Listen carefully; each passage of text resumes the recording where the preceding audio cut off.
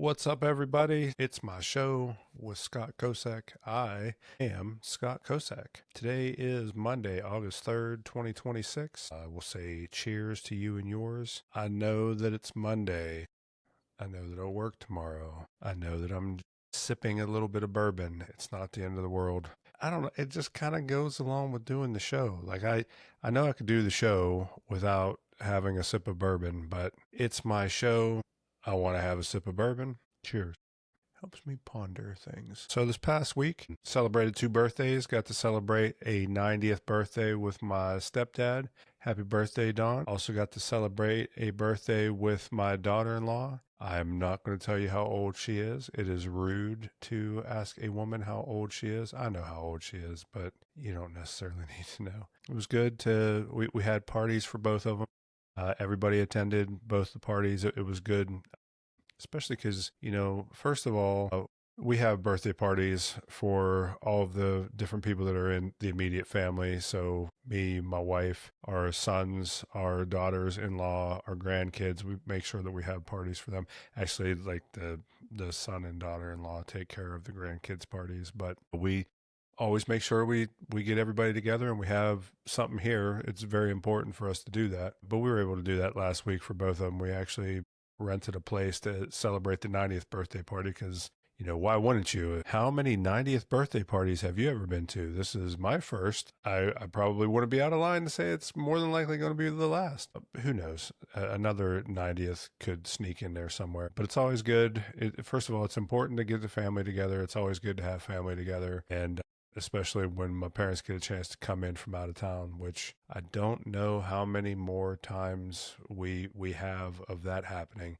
They drove up here. My 90-year-old stepdad drove them from Florida up here, and but have no fear for him on the road. He's somebody that is still completely mentally sharp. I think he's probably going to outlive many other people that I know.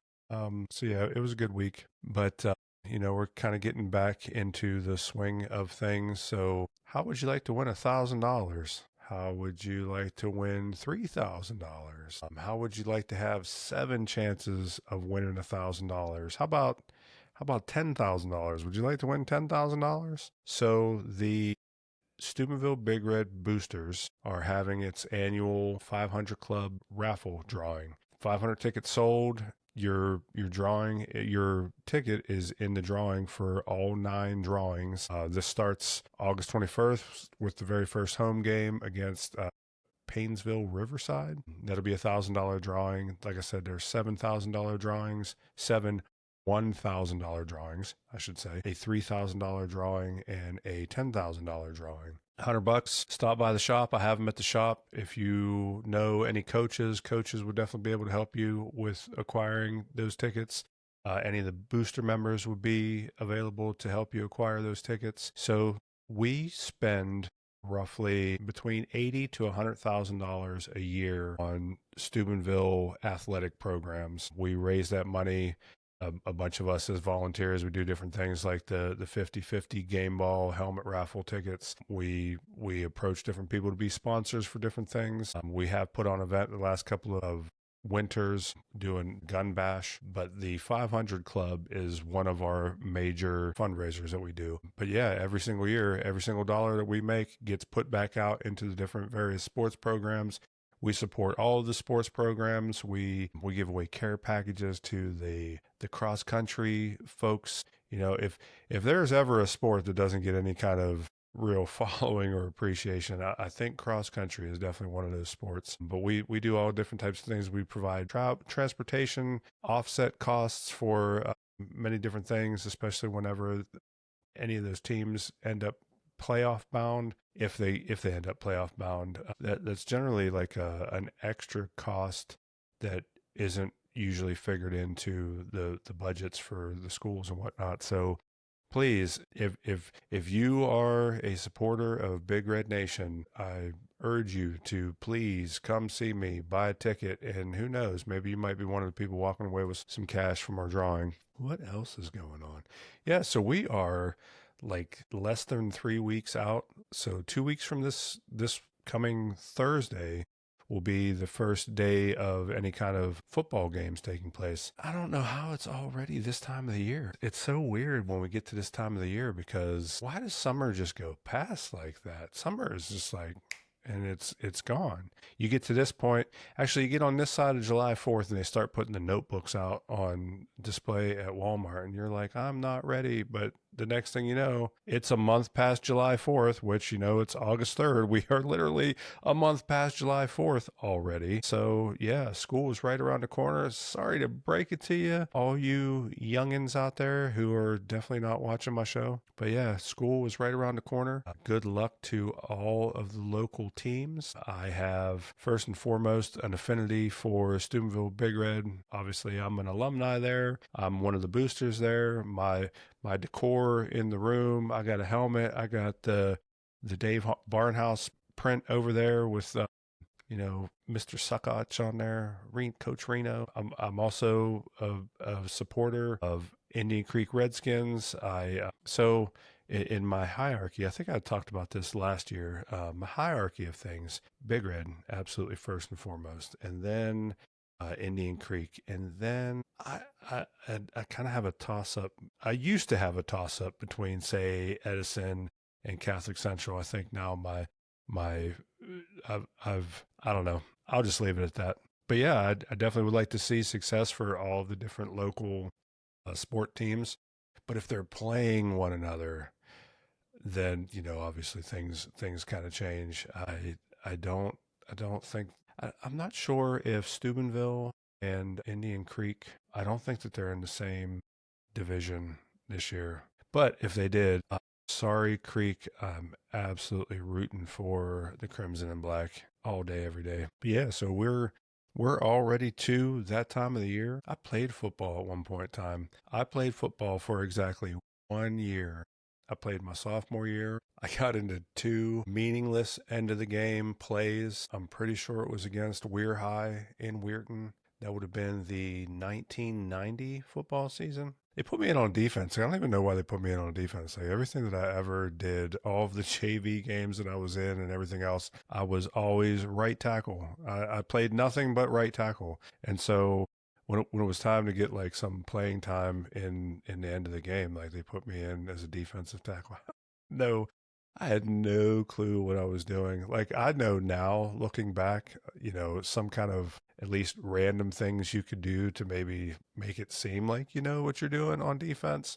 I mean, as a defensive lineman, you're really trying to not be blocked the direction that they want that play to go away from. So, like, if this guy is trying to block you that way, then his head will be on that side of you. And then, you should have at least some common sense to know that, okay, his helmet's on this side of me. So clearly they're trying to get somebody to go right there.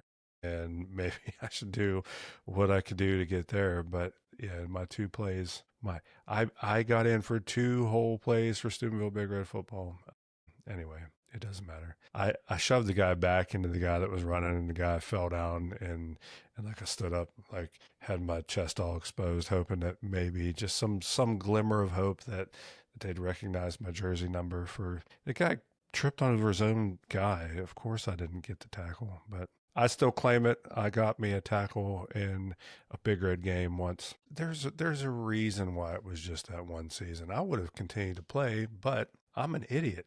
So I know that I've shared before, my father passed away very first 9 weeks of high school, and freshman year was a complete blur. And towards the end of freshman year, I decided I was going to sign up for football because it would at least give me something to do, get my mind off of things, maybe get me around some male influence, to, I guess, potentially try to replace, the loss of my father or whatever. But man, that opened up like a whole different world for me, because it was like, now I was being invited out.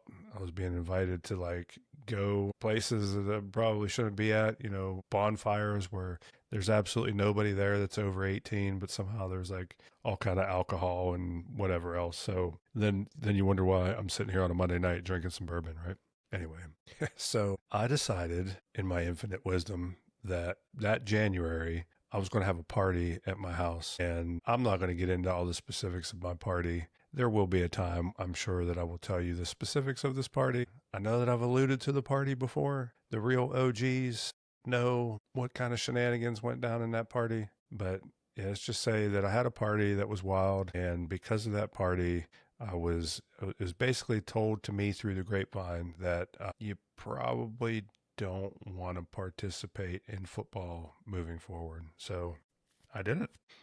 I decided that a whole different other aspect of high school living was going to be the gist of things for me. But yeah, hey, listen, still an avid supporter, still an avid fan, still get involved, still trying to do my part to help for the Steubenville athletics. Roll Red. So listen, if you have not gotten much of anything else off of me while I sit in this room and seemingly ramble into a microphone and a camera, there's one thing about growing up in Steubenville that really puts a lot of this kind of stuff into focus for me. I can have a conversation with just about anybody that I went to school with. Anybody who went to that school prior to me, after me, and there's definitely a sense and a feeling of community. So listen, I generally don't spend much time outside of Steubenville, Wintersville. Occasionally I'll get across the bridge to Weirton for some kind of an off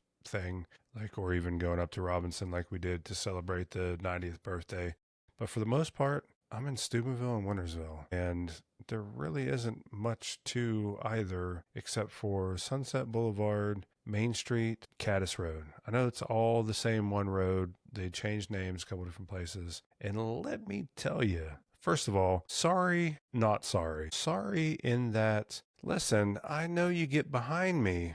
I know you get behind me. I know that you get behind me as I'm driving in who knows where throughout both those places. I know the left lane is supposed to be for passing, but please hear me. Please hear me out. Have you been on Caddis Road, Main Street, Sunset? And listen, I know that Steubenville repaved Sunset like over a year ago or whatever it was, but them manhole covers, ooh boy, what is up with that? Like, I know that they're going through and they're starting to fix some of those things, but them things, like, it literally takes my truck and makes it go, like, I almost feel like I'm going to go sideways off onto the sidewalk with some of those manhole covers that I hit. I will say thank you to them for going through and starting to fix and change some of the manhole covers. I know they started to clear out on the west end, and they're slowly making their way down through town to fix them. That's cool. So coming into Wintersville from where I live, first of all, you don't even have to get into Wintersville. There's definitely stuff out in, I don't even know what that's called. What is that? County Road 43. I think getting on this side of Big Lots out to the Stay High Patrol Barracks. There's not a whole lot of different stuff out there, but there is definitely some stuff. I definitely got to make sure that I'm in the left-hand lane as I go by Willa's Supreme Touch. Shout out to Willa. Go get your haircut from Willa. But there's like a piece of the road right there that they dug up and they put it back, and they did not put it back right. And even like through that area, the manhole covers are pretty atrocious. I got to make sure I avoid them. But as soon as you get to Wintersville on Caddis Road, I don't care which direction you're going, stay out of the right-hand lane. You cannot be in the right-hand lane either going eastbound or westbound. And listen, I'm not sitting here trying to be you Wintersville Village, whatever. There could be a case made for that, but that's not what I'm here to do. And while I'm on the subject, let me tell you very clearly, like, we as citizens have every right to complain about what's taking place with the infrastructure of where we live. We entrust people to act on our behalf, to vote for things and look into things and budget money appropriately to be able to do whatever. And I say this not to sit there and say, man, fix the roads. But I mean, you should fix the roads. Those are terrible roads. That's the worst those roads have ever been. I've lived here like pretty much my whole life. I've lived here minus 4 years. I've lived here my entire life. And I don't think I've ever experienced the roads being like that in Wintersville. But let me asterisk this here real quick. Please don't come at me about this. I understand, first of all, that we've had really crappy winters, and we've had lots and lots of salt and scraping going on in the municipalities over the last several years. I totally understand that. But if, I'm not saying that I am, but if I wanted to sit here and complain about what's going on with any of that stuff, I really have the right to. And I say all this to be like, there are several different things on social media that gives people an opportunity to post about their community. And what kills me, like, I'm glad that Wintersville is a proud place and cares deeply about itself. But man, sometimes people get absolutely tallywhacked by the citizens of Wintersville when they simply go to social media and say something. It doesn't matter what it is. They missed my garbage, or, I don't know about this. Even people voicing an opinion about something like turkeys and hams. Why can they not have an opinion about turkeys and hams? Like, you guys have really taken people to task about them commenting things about the village giving away turkeys and hams. And listen, I get it. People are not informed about how those things are provided or paid for or whatever. I get it. There was not anything out of the budget of the village of Wintersville to provide hams and turkeys. But people can still have an opinion about stuff. And people are like claws come out when people post different things in those social media things. And so I don't know. What do you think about the roads in Wintersville and Steubenville? And listen, I literally just was talking about how Steubenville repaved their roads, and they also have avoid certain lanes at certain places roads, even though they literally just paved their roads within the last year or so. I just wish we had better roads. I do. But I think that if you've been paying attention, you've been watching me, you've been listening to what I have to say, I think that you would know that I'm definitely pro community. I'm definitely pro being involved in the local. I have a term for it. It's your micro America, the things that you are actively involved with and are around on a regular basis is, whatever. And so that's why I encourage that people should be able to have an opinion about different things and voice their opinion. And then hopefully, as other members of the same community, you could have discussions instead of like belittling. And like, I'm certain that a lot of people have been scared off from voicing any kind of opinions on the different social medias because of the kind of responses that they've seen from different other people whenever there have been critiques of things going on within the community. You're not going to have the same opinion as everybody else. They're not going to have the same opinion as you. What makes for a good community, an actual community, is for there to be communication about those things and a dialogue about those things. I don't care how you feel about the mayor or the village councilman. I think that you would like those roads to be better, wouldn't you? And I'm not saying that there was any kind of foul wrongdoing on behalf of the mayor or councilman. I'm certainly not saying that at all either. I'm just saying that somebody could certainly say something about the roads without it immediately equating to that person feels like the mayor and the village council people are not doing their job. I digress. I think I've hammered that point home long enough. But where does this fit into the whole big picture, macro America narrative that I have while I'm sitting here talking with you folks at some random times? Well, over the last couple of weeks, I've seen a couple of different things come up in social media as it pertains to the macro America, the big ticket, big picture macro America, flock cameras and the Dr. Fauci investigation. And I'm not going to get deep into the trenches of either of those subjects. I definitely have my opinion about those things. I'll share them very clearly. I think that Dr. Fauci definitely knew that a lot of the different things that he was telling people to do was not a good thing, and that people would die from the course of action that was being prescribed to people. But Dr. Fauci was not alone on that, and I am not team Dr. Fauci, just so you know. But then on that other subject, flock cameras. But both of these things are systematically trying to put people on the opposite side of a thing. for no purpose except for to make us be divided people. Listen, I'll stick with Dr. Fauci for this for a minute, just so you get an idea of what I'm talking about. Do you really think that anything's going to happen to Dr. Fauci? Did anything happen to? I mean, can you remember? Can you recall within like your lifetime different people that have sat before different hearings, congressional hearings, Senate hearings, different various committees that get put together through that? I mean, you have, heck, you can go clear back to Watergate.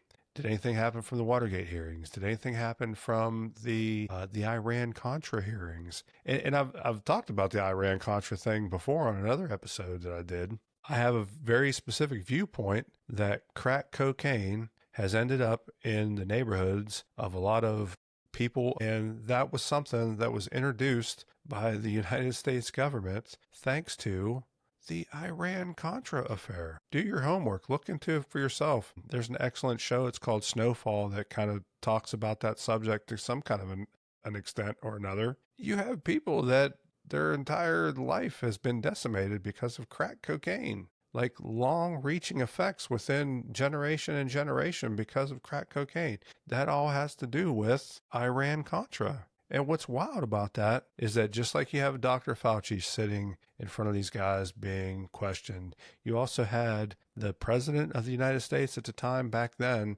as well as Oliver North. And I know that Ronald Reagan has passed away, but did anything happen to Ronald Reagan? Did much happen to Oliver North? I mean, listen, Oliver North is doing a hell of a lot better than me.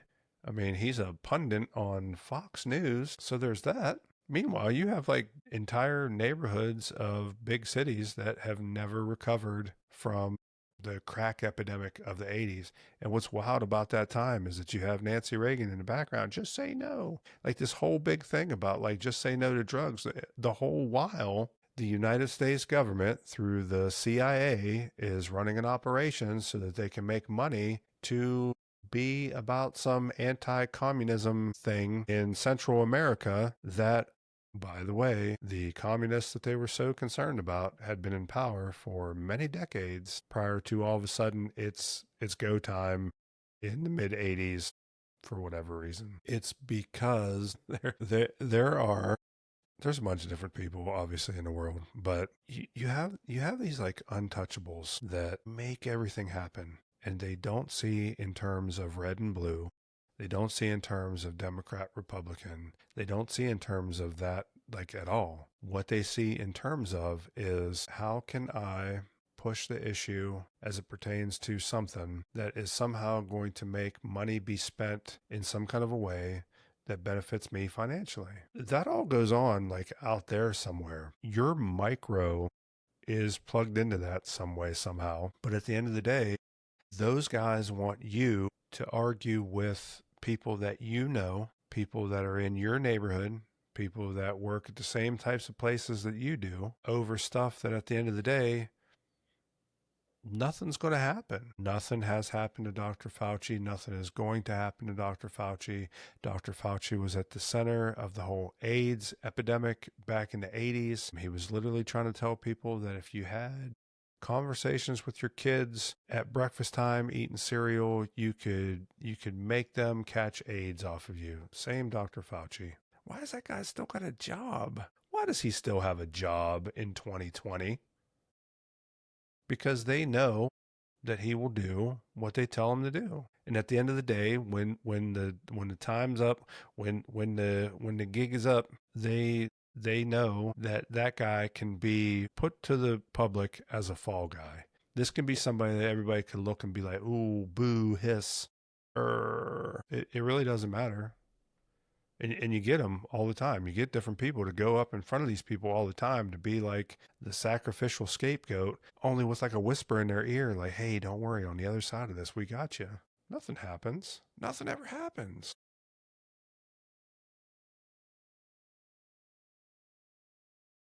The 9/11 Commission, totally bunk. It's totally been disproven. That was another one that was big show trial. We'll get to the bottom of everything. Like within hours, they had like the most ridiculous claims. So they found these passports of all these guys, right?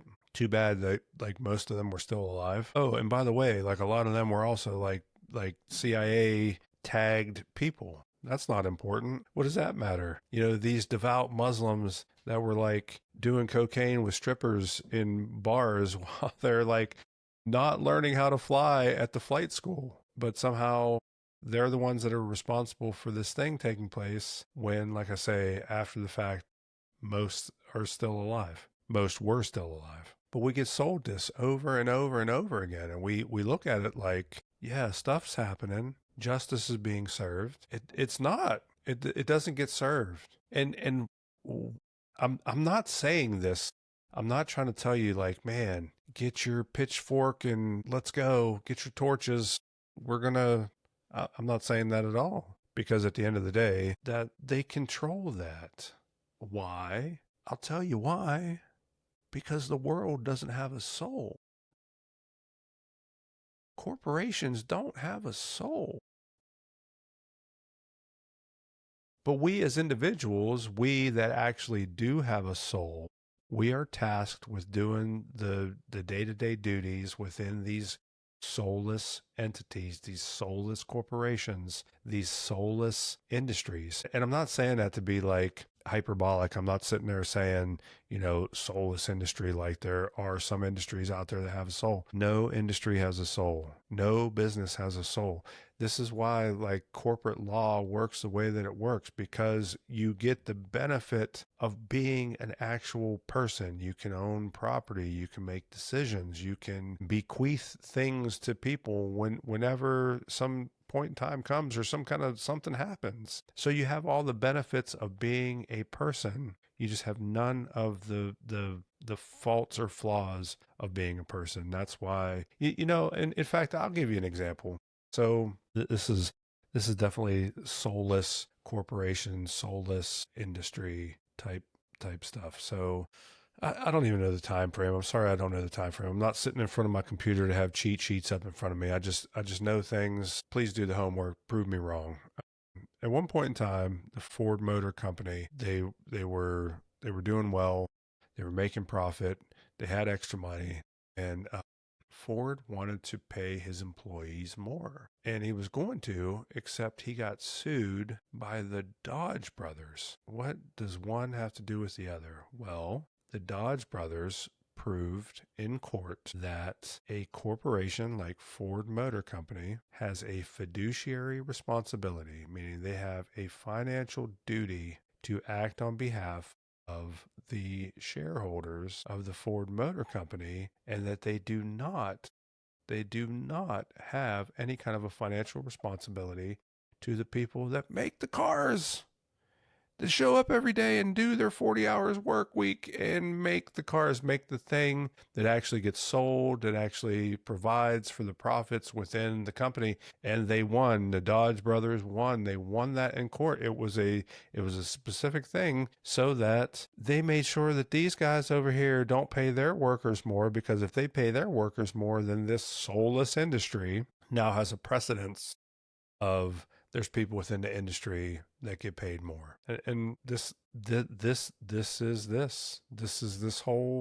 what we live in. This is so in the midst of talking about this stuff, like I don't just plop myself down in here and just like, actually I do. I just plop myself down in here and just kind of wing it to what I want to talk about. But the subject matter of what I talk about in here is stuff that I've basically been talking about for the last however many weeks.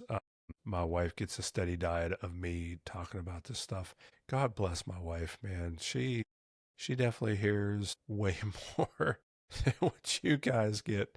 But you know, you have people that get up on a daily basis and they go into work and they have to do their work. They have to do the stuff that is plugged into these entities, these soulless corporations, these soulless industries. And the thing that the way that she put it, and I know that I heard this from different pastors along the way over the years, but like we are smack dab in the middle, we live smack dab in the middle of this tension. We know that we should do the right thing, but there's consistently like a re-evaluating of what is the right thing. And so you get people that'll make that argument that Dr. Fauci is one way or the other. You get the people to make the argument that flock cameras are one way or the other. And at the end of the day, you could have a different view of that and still be able to be like a brother or sister of somebody that you are around on a regular daily basis. All I'm trying to say is at the end of the day, what they have you plugged into thinking that you're about has fault and flaw in it just the same as the supposed opposite side of what your point of view and argument is. Yes, flock cameras would significantly cut down on crime. Yes, it would make a whole bunch of different things happen in such a way that would be good and beneficial for society as a whole. There's an awful lot of people that have had to prove their innocence against being prosecuted by the things behind flock cameras. That's the two sides of it. Not to mention, do you really want to continue to give up privacy, autonomy? Do we even have privacy and autonomy anymore? Or is that something that we have just willfully given over to the macro? I don't know. Listen, I'm having this conversation like in my head as well as to you folks out there. This is where we're at. We're in the crux of the chaos. We're smack dab in the middle of uncomfortableness. This is where we're at. You have to make the decision tomorrow what you're willing to do, what you're willing to tolerate, what you're willing to not tolerate. But at the end of the day, it's not the guy that you went to school with that has an opposing political viewpoint as you that is your enemy.